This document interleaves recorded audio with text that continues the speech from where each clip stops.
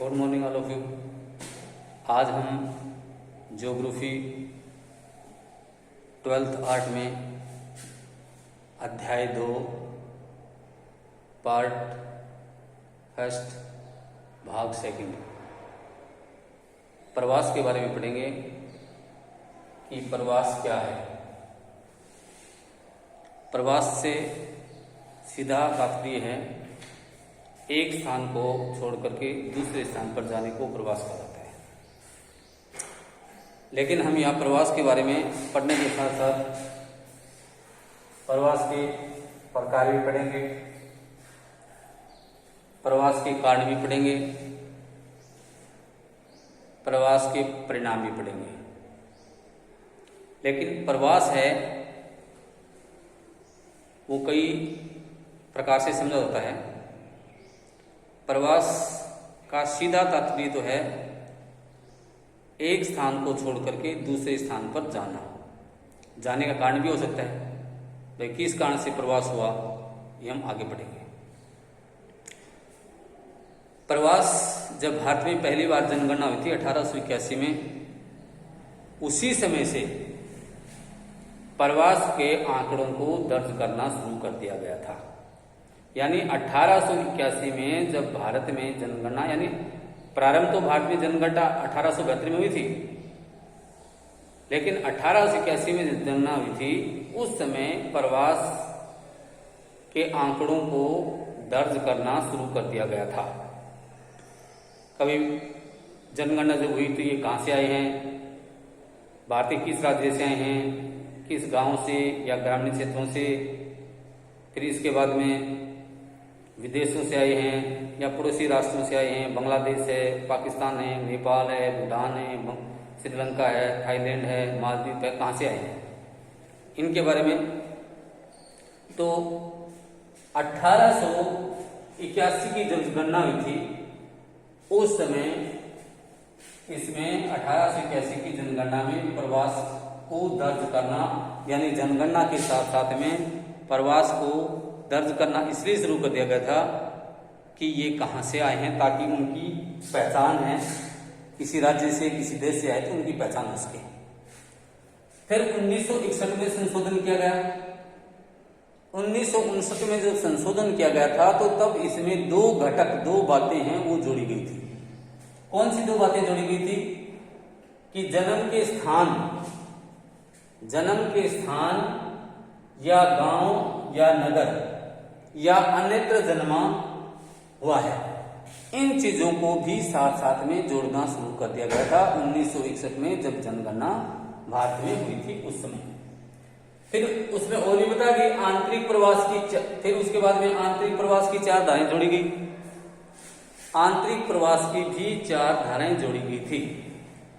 इससे पहले प्रवास के बारे में बात करते हैं।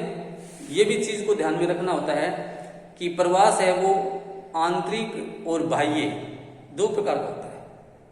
आंतरिक में तो ये है, जैसे भारत की यदि हम बात कर रहे हैं तो भारत में वो किस गांव, किस स्थान या किस राज्य या किस शहर से आकर के दूसरे स्थान पर जाकर के बस गया या काम के लिए लंबे समय से रहे तो वहां का निवासी बन गया।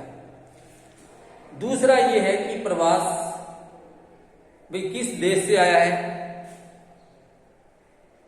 अफगानिस्तान से आया है, पाकिस्तान से आया है, बांग्लादेश से है, नेपाल से है, भूटान से है, या श्रीलंका से है, या मालदीव से है, या तजाकिस्तान, या कोई भी हमारे जो पड़ोसी मुल्क हैं उनमें से कहां से आए हैं, वो उसको कहा जाता है बाह्य प्रवास, कि बाहर से दूसरे देशों से आके बसे। उसके बाद में हम इनके बारे में, फिर वैसे तो अंतर्माद्वीप भी होता है। अंतर्माद्वीप कैसे, हम एशिया महाद्वीप में निवास करते हैं। एशिया महाद्वीप में अगर हम उसमें आंतरिक भी आता है और अंतर्राष्ट्रीय भी आता है, वो तो हुई एक दूसरे देश की बात। फिर महाद्वीपों की बात होती है कि भी एक महाद्वीप से दूसरे महाद्वीप में जाकर के वो बस गया या काम लग गया तो वहां उसकी नागरिकता मिल गई। तो उसको कहा जाता है अंतरराष्ट्रीय महाद्वीप प्रवास। अंतर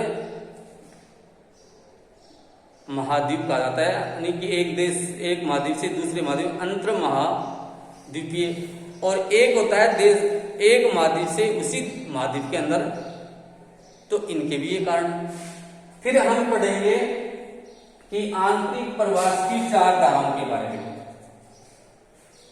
आंतरिक प्रवास की 4 धाराओं के कारण क्या धाराएं? ग्रामीण से ग्रामीण। जैसे आप भारत में या राजस्थान की बात करते हैं तो राजस्थान में एक गांव से दूसरे गांव, उदाहरण के तौर पर हम किसी भी गांव का नाम ले सकते हैं कि जैसे लंबोर छिंपियान गांव से आप लंबोर बड़ी गांव में चले गए, तो इसका तात्पर्य क्या हुआ कि एक गांव से दूसरे गांव में प्रवास की ये एक धारा कहलाती है। ये जरूरी है भी हर स्टेट के अंदर हो सकता है, हरियाणा में, पंजाब में, भारत के जितने भी स्टेट हैं उन सभी स्टेटों में जो गांव हैं, एक गांव से दूसरे गांव में वो ग्रामीण प्रवास कहलाता है। कारण उसकी कोई भी हो सकते हैं, वो भी हम उसके बारे में चर्चा करेंगे। दूसरा इसमें है ग्रामीण से नगरीय, यानी हम अपने गांव से दिल्ली, मुंबई, गुरुग्राम, कोलकाता, जयपुर या अजमेर, यानी इसका मतलब हो गया कि ग्रामीण से नगरीय प्रवास। तो इसका भी कारण है, उनके बारे में भी हम चर्चा करेंगे। फिर दूसरा है नगरीय से नगरीय, यानी एक शहर से दूसरे शहर में हम जाते हैं तो वो नगर से नगर प्रवास हो गया या शहर से शहरी प्रवास हो गया। जैसे आप दिल्ली से जयपुर आ गए तो एक शहर से दूसरे देश में आपका प्रवास है वो हो गया।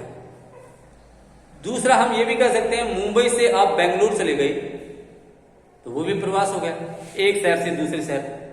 कोलकाता से आप दिल्ली आ गए या कोलकाता से आप सादुलपुर, राजगढ़, चूरू में आ गए, तो ये भी क्या है, एक शहर से दूसरे शहर में प्रवास हो गया। फिर एक है नगर से ग्रामीण, यानी आप नगरों में रह रहे हैं, पहले से नगरों में पहले से रह रहे हैं और उसके लंबे समय के बाद में आप अपने, हो सकता है अपने पुश्तैनी गांव जो बूढ़े बुजुर्ग 2 शताब्दियों से 3 शताब्दियों से पहले वहां बसे हुए थे, वापिस आप अपने गांव आ गए शहरों से, यानी कि नगरों से या शहरों से गांव में। उसके अलावा और भी हो सकता है, जरूरी नहीं है कि आपने कोई, इसका क्या कारण है कि आप नगरीय से ग्रामीण क्षेत्रों में आ गए। तो 4 प्रकार हो गए, ग्रामीण से ग्रामीण और ग्रामीण से नगर और नगर से नगर और नगर से ग्रामीण। अब इसमें भी आप ये देख सकते हैं कि अब हम बात करते हैं इसके क्या कारण हो सकते हैं। ग्रामीण से ग्रामीण हो सकता है आपका पारिवारिक या गांव में किसी भी प्रकार से झगड़ा, फसाद, जमीन विवाद या अपने बहुत से निजी कारण भी हो सकते हैं जिसकी वजह से आपने दूसरे एक गांव से दूसरे गांव में आपने भूमि खरीद ली, कृषि करने लग गए, तो उसकी वजह से भी आप एक गांव से दूसरे गांव में जाते हैं तो उसको ग्रामीण अधिवास कहता है। ग्रामीण से ग्रामीण धारा के अंतर्गत इसको शामिल किया जाता है। बहुत से कारण, ये जैसे अभी भूमि खरीद ली या कोई विवाद हो गया, या हो सकता है कोई आप किसी बॉर्डर, अंतर्राष्ट्रीय बॉर्डर के पास बसे हुए हैं, बमबारी हो रही है, या वो आपके अनुकूल वहाँ परिस्थितियाँ नहीं हैं, या बार बार में मोर्टार इस प्रकार से दागे जाते हैं, या अकाल पड़ता है, पहाड़ी क्षेत्र है या रेगिस्तानी क्षेत्र है, तो एक गांव से, यानी बहुत से कारण हो सकते हैं, तो ये भी कारण हो सकता है। दूसरा है ग्रामीण से नगरीय। दूसरा ग्रामीण से नगरीय इसलिए कि गांव के अंदर क्या होता है कि प्राथमिक व्यवसाय का मतलब कृषि कार्य करना, मत्स्य पालन करना, लकड़ियां एकत्रित करना, शिकार करना, ये आते हैं प्राथमिक व्यवसाय के अंतर्गत। कृषि आप यदि कर रहे हैं, हो सकता है कि लंबे समय से आपके क्षेत्र में कोई सिंचाई के साधन नहीं है, या बारिश होना कम हो गया, या अकाल पड़ गया, तो घर परिवार को चलाने के लिए, क्योंकि शहरों में ग्रामीण क्षेत्रों की तुलना में शहरों में रोजगार की सुविधा भी होती है और अन्य प्रकार की सुविधाएं भी होती है, लेकिन महंगाई जरूर होती है। तो हो सकता है उस कारण से आप रोजगार की तलाश में और गांव से नगरों में चले गए, या आपने कोई व्यवसाय वहां शुरू कर दिया गया, तो गांव को छोड़ करके आप शहरी क्षेत्र में भी जा सकते हैं। उसके बाद में आता है नगर से नगर।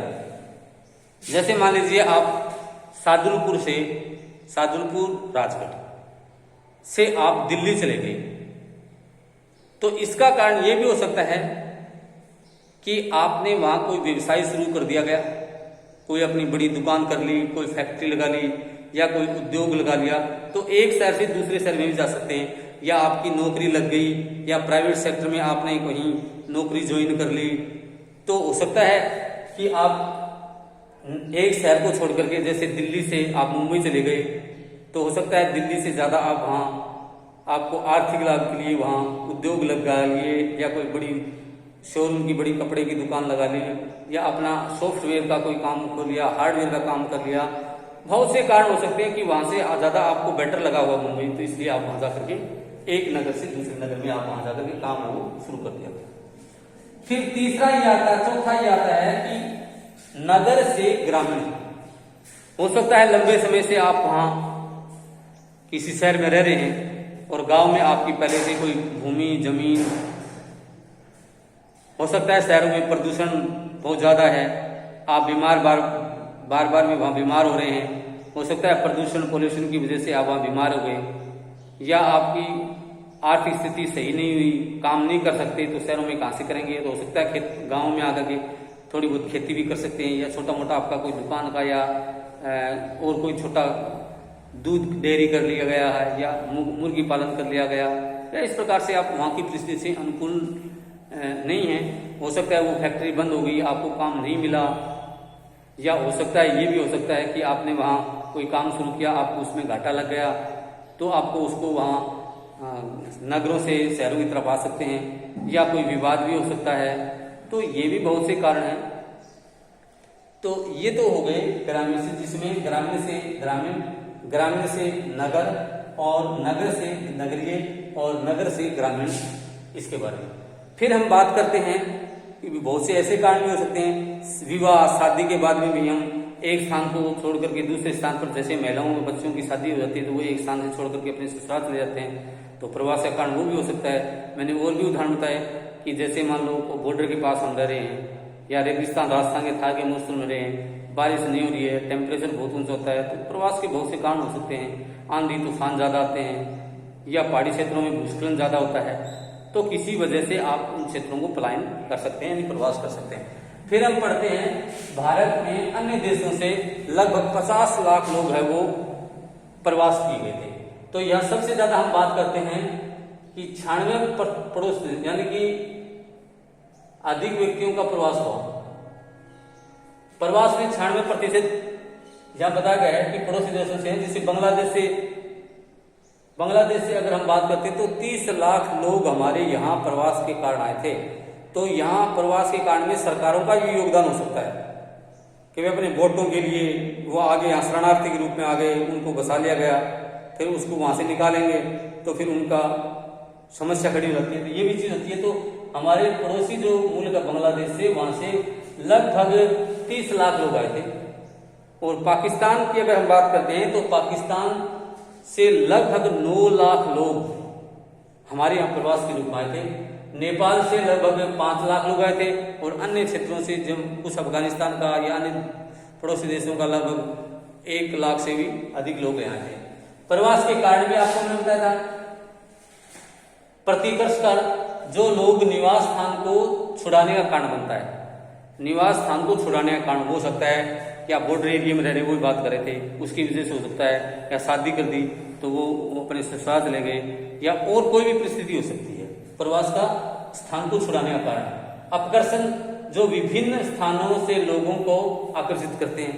हो सकता है कि जैसे गुड़गांव की बात करते हैं, गुड़गांव में कितना इंडस्ट्रीज एरिया है, इंडस्ट्रीज एरिया है, मोटर गाड़ियां मोटरसाइकिलें कितनी बनती है, कोई ITI या कोई इंजीनियर कोई BTech इस प्रकार से होते हैं, तो वहाँ रोजगार लगे और रोजगार के साधन हो गए तो लोगों के लिए वो आकर्षित हो गया कि वहाँ काम करने के लिए जाएंगे, तो इसी वो आकर्षित का कारण ये भी माना जाता है। फिर इसमें ये भी हो सकता है प्रवास के परिणाम क्या है, आर्थिक, सामाजिक, राजनीतिक।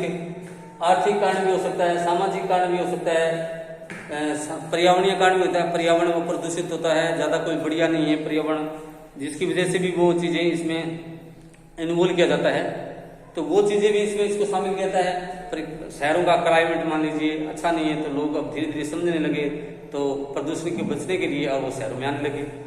फिर उसके बाद में आर्थिक हो सकता है कि जैसे हम करें महाराष्ट्र है, गुजरात है, पंजाब है, उत्तर प्रदेश है, हरियाणा है, यहाँ सिंचाई काफी होती है, कृषि कार्य खूब होता है यहाँ, तो उसका ये भी कारण हो सकता है। यहाँ उद्योग, मुंबई गुजरात में उद्योग भी बहुत लगे हुए हैं, वो भी आर्थिक कारण यानी लाभ कमाने के लिए।